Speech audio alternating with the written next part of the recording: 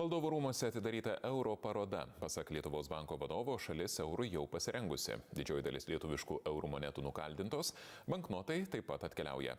Netrukus televizijas pasieks specialūs filmukai apie eurą, o pašto dėžutės informaciniai paketai. Maždaug 300 000 žmonių ją jau matė. Dabar ją pamatys ir lietuviai. Europos centrinio banko parengta euro paroda apkeliavo 12 šalių. Skaičiuojant paskutinę savaitės iki euro įvedimo mūsų šalyje, atėjo laikas parodą atvežti ir čia, į Valdovų rūmus. Lankytojai galės susipažinti ne tik su pinigų istorija, bet ir su eurų banknotų apsaugos priemonėmis ir kaip atskirti banknotas tikras ar padirbtas. Specialistai siūlo 3P metodą – pačiupinėti, pavartyti ir pažiūrėti. Pirmiausia, banknotą reikėtų pačiupinėti, mes girdim specifinį žiugždesį ir jaučiam specialios giliaspaudės spausdinto paviršiaus nelygumus. Taip pat naujoj serijai kraštuose labai gerai jaučiasi tie nelygumai. Kitas metodas yra pažiūrėti. Tai čia stende mes galime matyti ir pasižiūrėti, sakykime, vandens ženklus, siūlelį, kaip jie atrodo, ar ryškus, ar yra kontrastingi.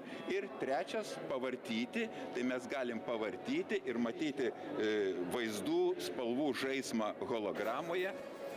Lietuvos banko vadovas ir Europos centrinio banko atstovas ne tik atidarė parodą, bet ir oficialiai paskelbė euro informacinės kampanijos Lietuvoje pradžią.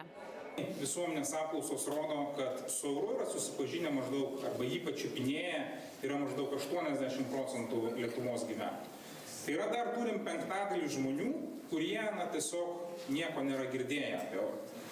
Aš manau, tai yra visiškai žmogiška, tai yra labai natūralu, tai yra, labai, sakyčiau, lietuviška.